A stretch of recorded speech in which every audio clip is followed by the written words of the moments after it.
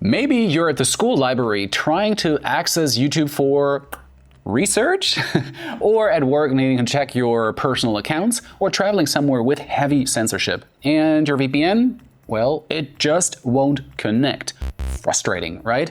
I've been there, but if this is happening to you, you don't have to give up just yet, right? Because in this video, I'll share my advanced tricks to get through those annoying VPN blocks. So, why is this happening in the first place?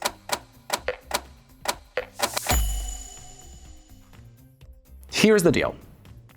Networks usually can detect VPN traffic and therefore block it. They're looking for patterns, essentially telltale signs that scream, hey, this is VPN traffic. And certain signatures that VPN protocols leave behind, they also block known VPN server IP addresses, just straight up deny the connection. And they monitor your encrypted traffic, looking for essentially, unusual patterns, anything that doesn't look like normal browsing. Now, not all VPNs handle this the same way. Some have specialized features designed to disguise your VPN traffic as regular HTTPS browsing. Others, well, they just crumble the moment they hit a serious firewall. And I've really tested dozens of VPNs along the years trying to beat these blocks, and I found 3 that actually work pretty consistently. Not just sometimes, consistently. I'm going to show you exactly how to set them up for maximum benefit. And if this video helps you get past blocks and surf freely, well, be sure to subscribe for more VPN how-tos, tips, and tricks. There are essentially two main methods I use to bypass VPN blocks. Well, method number 1, so-called obfuscated servers. And this is your nuclear option for beating VPN detections. Let me break down what is happening here. When you normally use a VPN, your traffic is encrypted, but it has patterns. Think of it as like a fingerprint. Firewalls, they can see these patterns. They use something called deep packet inspection. Basically, they're examining your traffic. They are looking for these VPN fingerprints, and when they find them, boom, blocked. Now, obfuscated servers change all that. They take your VPN traffic and disguise it, make it look like regular HTTPS browsing, port 443. And that's what every website uses. Since basically every website runs on HTTPS nowadays, your encrypted VPN data just blends neatly just right in and becomes invisible. Now, method 2, protocol switching. And this often works because different networks block different things. I've tested this on school networks and university networks that completely blocked OpenVPN. Like, it wouldn't connect at all. But WireGuard, well, sailed right through. And sometimes IKEv2 sneaks past when everything else fails. The key is that each protocol has a different signature, a different fingerprint, if you will. So now that you know the methods, let me show you how to actually use them. I picked 3 of my favorite VPNs, the ones that essentially bulldoze through blocks reliably and effectively, starting with NordVPN. Now, NordVPN is my first recommendation for bypassing restrictions. It has a dedicated obfuscated server network. It also has something called the Nord Whisper protocol, which sounds like something out of a Mission Impossible movie, right? And in reality, it's good old WireGuard, but specifically engineered for restrictive countries. Pretty great if you're like an aspiring secret agent or, a regular digital nomad planning to visit restricted countries. So let me show you Nord's obfuscation setup. First thing, you need to make sure you are on the right protocol. Obfuscated servers only work with OpenVPN, not NordLynx, not WireGuard. Now, if you are on automatic protocol selection, which is the default, you're pretty good. NordVPN will handle this for you, and if you're using the Windows client, it'll automatically ask to switch protocols when you connect to an obfuscated server. It's pretty easy. But if you've manually set a different protocol, here's what I do. I go to settings, I find the connection tab, and I make sure that OpenVPN is always selected. Okay, the protocol is now set. Pretty good, right? I can connect to an obfuscated server. I open the server list and I look for specialty servers. And there's a tab specifically for obfuscated servers. Click that. Not every country has them, but the major ones, yeah, they essentially do. I pick one, let's say we're going to pick the UK, and I connect, and that's pretty much it. The server automatically applies that extra layer of scrambling to my traffic, disguises it as regular HTTPS traffic. Now, for the second method, changing your VPN protocols is obviously necessary, so you have to head to settings. You'll find these options under the AutoConnect section. They offer OpenVPN, UDP, OpenVPN TCP, NordLynx, which is their WireGuard implementation, and NordWhisper. If your connection is blocked, try switching from OpenVPN to NordLynx first. If NordLynx still doesn't work and you're in a seriously restrictive environment, switch to NordWhisper. That is specifically designed for places like China or the UAE, where VPN blocking is really super aggressive. If you want to give NordVPN a go, check out the link in the description box below for the best deal. Usually, NordVPN costs $2.99 per month for the 2-year plan plus 3 months free, but with my link, you get 1 extra month for free. I keep these links updated so you can always find the best deal available, and you also get a 30-day money-back guarantee, so there's absolutely no risk trying it out. And, well, you support the channel as usual, and you help me create more of these in-depth videos.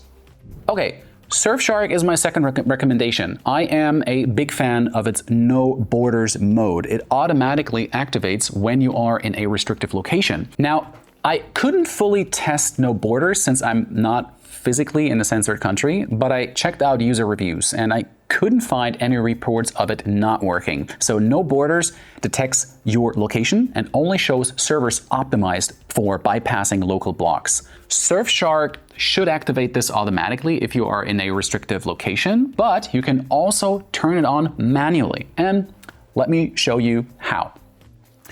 I open Surfshark, I go to the settings, and then I scroll to the VPN settings section. There is the no borders mode, and you gotta toggle that on, and that's basically it. And to use obfuscated servers with Surfshark, you use their so-called camouflage mode. And here's again how it works. Camouflage mode activates automatically when you're using the OpenVPN protocol. And yeah, that's it. There is no special toggle, no special switch to flip. Just switch the OpenVPN to OpenVPN and you're using the camouflage mode. That's how easy it is. And let me show you how I set this up. Now, we have to go obviously back to Surfshark and I go to our settings menu again. And I find the VPN settings section. I click on protocol. Now, switch from WireGuard to OpenVPN. I can choose either TCP or I can choose UDP for bypassing blocks. TCP usually works better, and yeah, that's pretty much it. Camouflage mode is now active and automatically obfuscating all of my traffic. If I want to change protocols, Surfshark gives me OpenVPN UDP, OpenVPN TCP, and WireGuard options, all in the connection settings, as you can see right here on my screen. Now, if you are on the Mac, that's very important, you need to download the Surfshark application from the App Store to get more protocol selections. I don't know why they're doing it, probably has some Apple-specific setup, but this is what you gotta do, no way around it. And on the mobile app, I also get the IKE v2/IPsec, which isn't available on desktop for some reason, and IKE v2 can really be useful. It's often used by corporations for remote access, so firewalls are probably a little bit less likely to block it outright. And I noticed that WireGuard consistently gave me the best speeds, but If I'm getting blocked, I try IKEv2 on my phone first, then fall back to OpenVPN TCP if that doesn't work. All right, ExpressVPN rounds out my top 3, and honestly, this might be your best bet if you just want something really simple, and here's why. Every single ExpressVPN server has obfuscation built right in automatically. That's right. So no need to manually select specialized servers, no need to toggle special modes. I just connect to any server, and the traffic is automatically disguised. I won't lie. So this plug and play approach is pretty seductive. And when I verified the encryption tunnel using Wireshark, everything checked out perfectly. So while we were testing this and analyzing the connection with this application, we detected no leaks. ExpressVPN uses a proprietary lightweight protocol, both UDP and TCP versions, alongside standard OpenVPN support.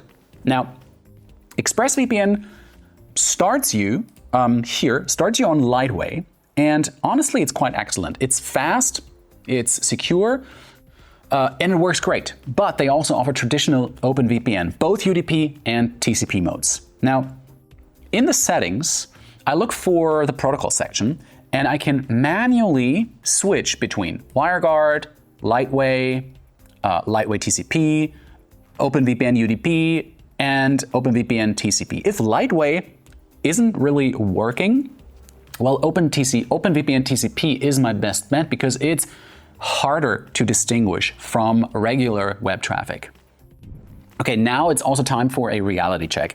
If you are in a country with really sophisticated censorship like China, these methods won't be enough sometimes. Very few VPNs work consistently in China, and because the Great Firewall is constantly updating its detection methods, the VPN landscape obviously changes frequently. Out of the top 3 options I've covered here, probably Surfshark currently has the best chance of working, and if you need a VPN for China specifically, word on the street is that Let's VPN, Panda VPN, and Astral work best. And honestly, for China, your best bet is to sign up probably for an eSIM like Saily, Olafly, or Nomad, which I leave you in the description box below.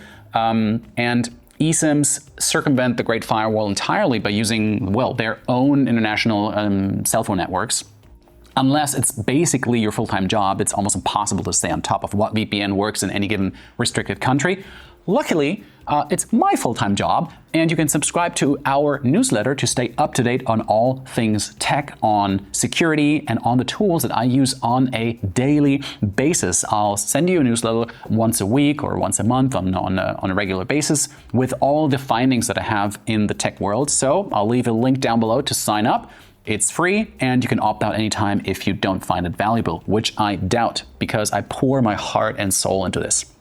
The other thing is to understand the trade-off, speed, right? Obfuscation isn't free. There is no free lunch, as they say. It adds overhead. Your VPN has to work harder. Using TCP instead of UDP, well, it reduces throughput. And routing through double hop servers cuts your speed significantly. And during my distance server testing with NordVPN, I maintained good download speeds, but upload speeds, well, they dropped to less than 1 megabits per second, and that's barely usable for video calls or uploading files. So you're trading privacy and access for performance, and there's just no way around it. And if you're at school or work and just need to access blocked websites without serious consequences, any of these 3 VPNs with basic obfuscation will work fine. But if you're traveling or living in a country where VPN use could get you in legal trouble, then listen carefully. This is serious. Getting caught could mean real consequences. I mean, legal trouble. So here's what I do. I always test, basically, your VPN before you travel. Make sure you can connect to obfuscated servers, download the VPN app, and create your account before you enter the restricted region, because you will not be able to access VPN websites because they are blocked. You will not be able to create an account. So do everything beforehand. Set everything up beforehand. And one more critical thing. Use the kill switch feature. All 3 VPNs I've talked about today offer system-level kill switches. They cut your entire internet connection if the VPN fails. Enable these features before you connect. NordVPN also has an app kill switch that automatically closes specific applications when your VPN drops. That's essential if you're doing something where getting caught could be dangerous. So, there you have it. The top 3 ways to bypass VPN blocks and my top 3 recommendations for reliable VPNs to navigate no matter where you are. And have you tried any of these methods? Have you signed up for any of the VPN providers? Let me know in the comments which one worked for you and which ones helped you unblock restrictions by using these VPNs. Thanks for watching, and I'll see you in my next video. Bye-bye.